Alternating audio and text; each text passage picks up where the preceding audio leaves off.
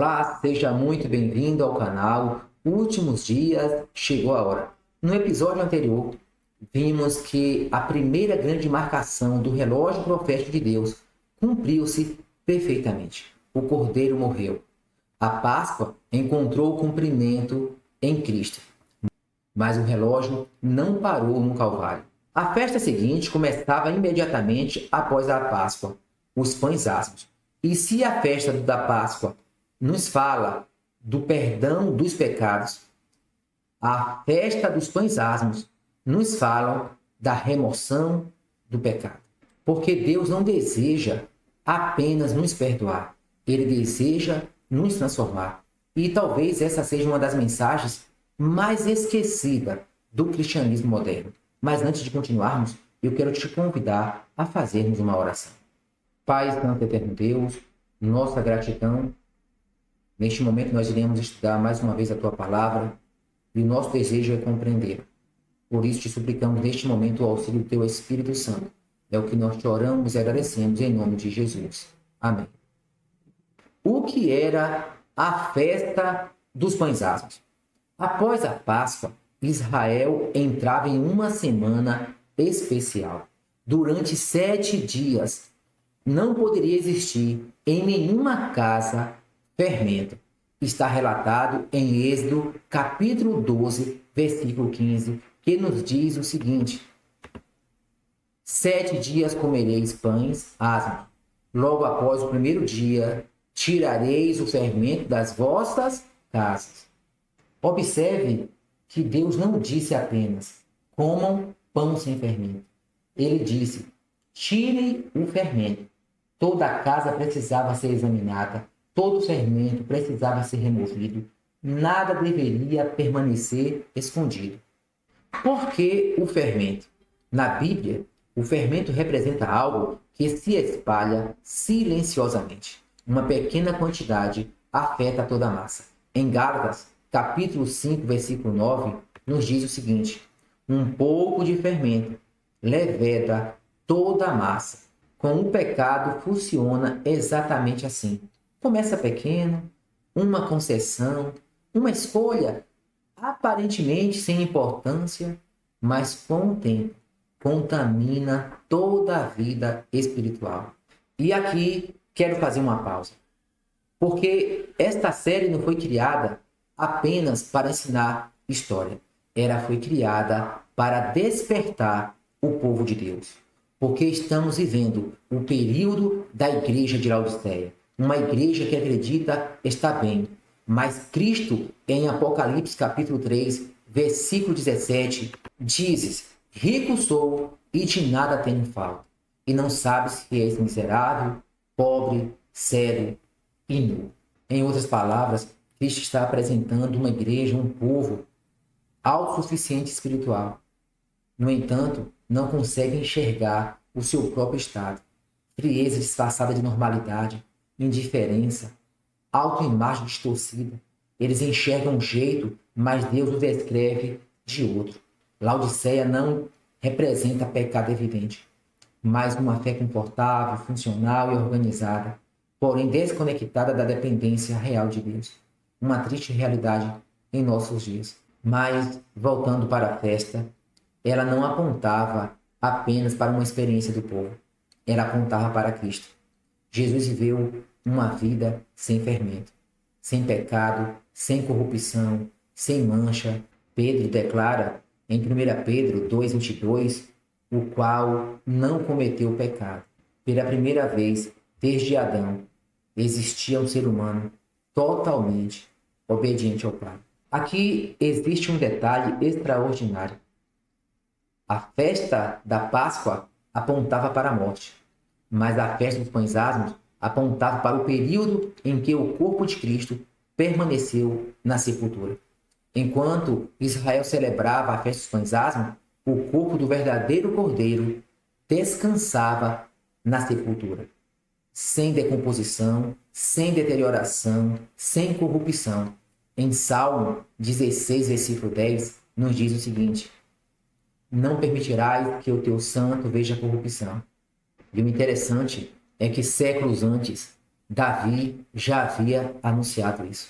Isso só nos prova que o relógio do santuário continuava funcionando. E aqui encontramos algo muito importante, porque os pães asmos não apontavam apenas para Cristo, apontavam também para a experiência que o seu povo deveria viver. Porque o mesmo Salvador, que permaneceu num túmulo sem corrupção, deseja realizar uma obra de purificação na vida daqueles que o seguem. A festa possuía aspecto profético, mas também uma poderosa lição espiritual. Durante os 7 dias, todo o fermento deveria ser removido das casas de Israel. Nada poderia ser escondido, nada poderia ser tolerado, e isso nos ajuda a compreender porque Jesus, século depois, fez uma advertência tão séria aos seus discípulos. Jesus advertiu, está relatado em Mateus 16,6: guardai-vos do fermento dos fariseus. Inicialmente, os discípulos imaginaram que Jesus estivesse falando de pão, mas Jesus estava falando de algo muito mais profundo.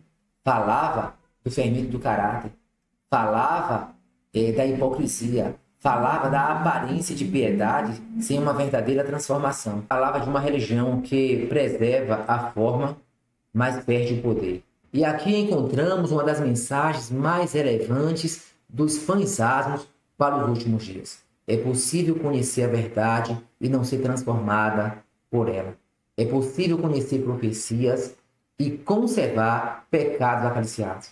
É possível compreender o santuário e ainda permitir o fermento permaneça no coração. Em Palavra de Jesus, página 96, 97, nos diz o seguinte: o fermento da verdade opera uma transformação no homem todo, tornando o áspero polido, o rude gentil, o egoísta generoso. Mas ela também adverte que o orgulho, a autossuficiência e a formalidade religiosa pode agir como um fermento maligno. Quando isso acontece, a religião permanece, mas a espiritualidade desaparece. E talvez este seja um dos maiores perigos da geração final. Vocês sabiam que neste período da festa dos pães asmos era realizado um exame nas casas? Imagine a seguinte cena: pais e mães examinavam cuidadosamente cada canto da casa, procuravam qualquer vestígio de fermento, nada podia permanecer. Agora imagine isso espiritualmente. O Espírito Santo deseja fazer a mesma obra, examinar cada compartimento da vida, cada hábito, cada pensamento, cada prioridade, cada relacionamento, cada pecado acariciado. Aqui encontramos uma verdade que muitas vezes passa despercebida. Os pães asmos não eram uma festa isolada dentro do calendário sagrado. Eles faziam parte de uma sequência, de um processo, de uma preparação. A mesma pessoa que participava da festa da Páscoa deveria participar dos pães asmos. Mais adiante, seria convocada a participar de outras solenidades ainda mais importantes. Isso nos ensina algo profundo. Deus nunca separa redenção de transformação, nunca separa justificação de santificação, nunca separa perdão de preparo espiritual. E quando observamos o relógio profético do santuário, percebemos que isso se torna ainda mais significativo. Porque após a cruz, o plano da redenção continua avançando, o ministério de Cristo continua e o juízo se aproxima. E Deus está preparando um povo para permanecer em sua presença. E os pães asmos, por isso nos ensina que não existe preparação para o juízo sem santificação. Não existe preparação para o fechamento da porta da graça sem arrependimento. Não existe preparação para a volta de Cristo sem reforma de vida. E talvez alguém pergunte: mas essa mensagem não era apenas para Israel? Não. Ela é especialmente para a geração final. Sabe, Cristo olhou profeticamente para o futuro e ele viu muito mais do que guerras, crises, catástrofes, impérios surgindo e caindo. Ele contemplou a sua igreja. Mas o que ele viu? Uma igreja perfeita? Não. Uma igreja que possuía grande luz, mas nem sempre vive à altura desta luz. Uma igreja chamada ao despertamento. Em Testemunho para a Igreja, volume 1, página 186, nos diz o seguinte: a mensagem à igreja de Laodiceia aplica-se ao povo de Deus que professa crer na verdade presente. A maior parte é composta de mornos professos, tendo nome, mas não zelo.